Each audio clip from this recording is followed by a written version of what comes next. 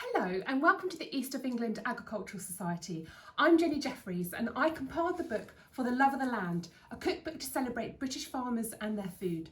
40 fantastic farmers from all over the British Isles kindly contributed a recipe and a story about what British farming means to them. Now you should receive your EEAS newsletter shortly, and within that is a brilliant recipe, pea and mint croquettes with beetroot and yoghurt dip, very kindly contributed by Beeswax Dyson Farming. Enjoy.